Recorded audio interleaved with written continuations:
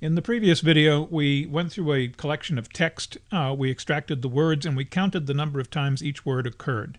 This is often used in information retrieval as part of the analysis of a document. We put the words into a vector. The vector was indexed by the word, and the value at each element of the vector was the count of the number of times the word occurred in the document.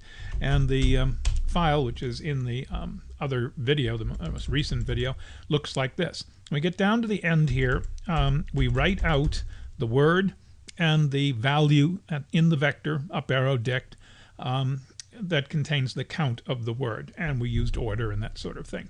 What if we wanted to have a sorted list?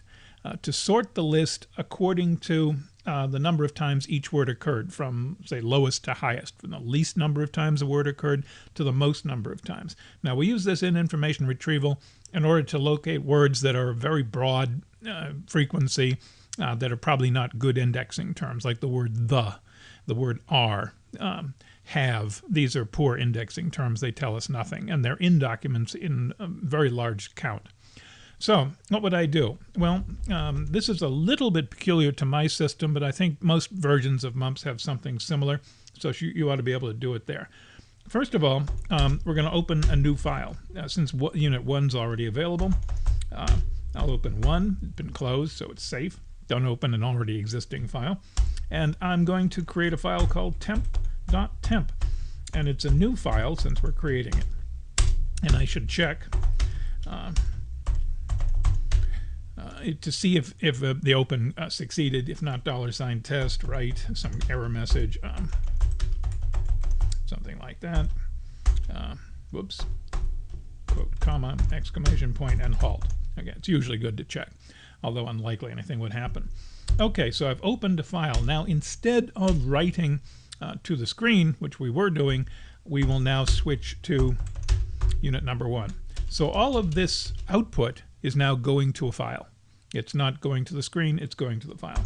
At the end of the loop, I'll close unit number 1. I'll switch back to unit number 5. And now I want to sort it. Now, in my version of M.U.M.P.S, there's a command called shell, which allows you to execute a command in the underlying operating system. It creates an operating system shell, and you can execute commands in it. Well, I want to do sort, which is a standard Linux. I left something out up above, I just noticed. A standard Linux program, it's part of your system, which sorts things. And the input will be temp.temp, and the output will be, let's call it temp.out. What I forgot here is I want to rearrange these things. I want to put the count first. Okay, that's the count. It's in dict sub w. And I want to put the word second. Okay, and let's clean this up. So the output is going to be different. It's going to be the count first, followed by one blank, followed by the word on each line of the output. Because I want to sort it by the number, I want the number to be first. I could sort it if the number was second, but the sort command gets messy. You have to talk about fields. In the sort command, again, this is a standard Linux. It's not really a command, it's a program, but you type it in as though it were a command. The sort command, if you don't tell it what field to sort on, it sorts on the first field. If you say -n, you're telling it to interpret the first field as a number and sort it accordingly. Okay, so that should sort it, and it will create an output file called temp.out. Let's find out if it works. We may have some surprises too. Let's see if I can find the previous execution of the thing here. Well, read.mumps. Thought I had an input file attached, but I don't. Okay, and it's running, and you see all the echoing of the input lines. And did it do it? ls temp star. Yes, I've got 2 of them. ls-lh, see the full size. And they're both the same size. They should be. One's just a sorted version of the other. Let's look at temp.out. That should be the sorted version.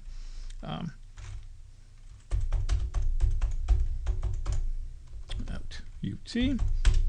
Yes, well, there you go. There's the numbers, and there's the words, and you see the count, and it's ascending. Now, within a given count, it'll be alphabetic. So at 140, O comes before T. Let's go back a bit. 95, you see it's A, H, L. You know, it's in alphabetic in a given number. It's just because of the way the thing was originally written. But there's a little problem at the front here.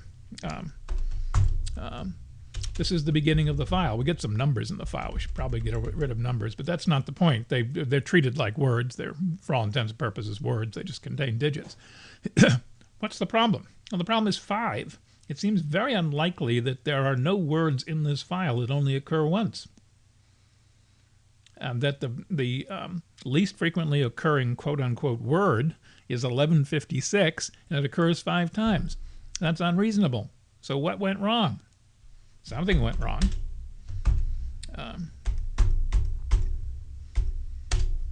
Here's the program. You can see where we read the line in. We can remove blanks. We converted to lowercase. We got rid of punctuation.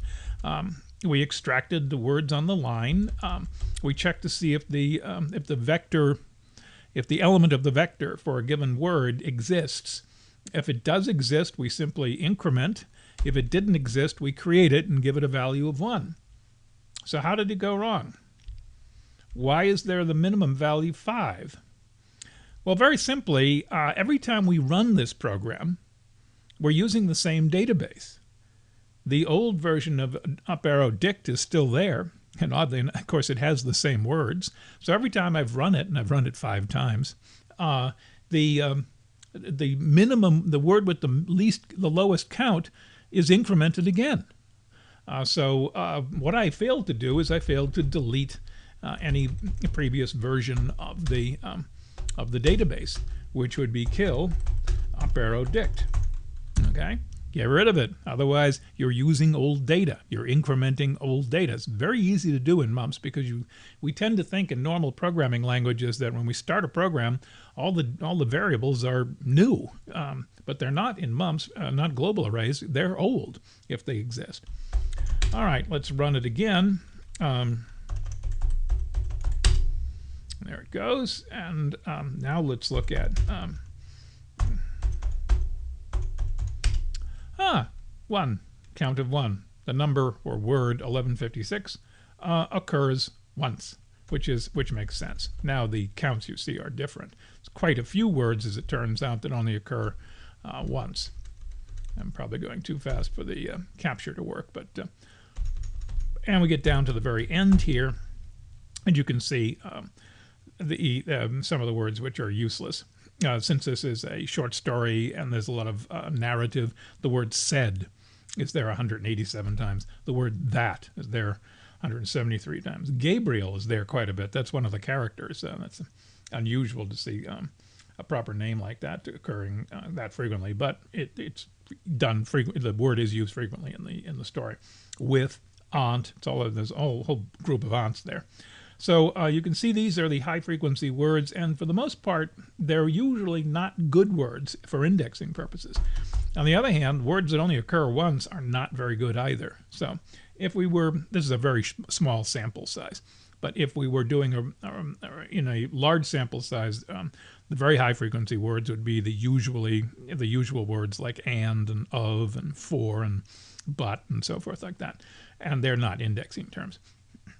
And likewise, the very infrequent words are not indexing terms. Sometimes they're one-offs, they're spelling errors, they're numbers, things like that. Okay, so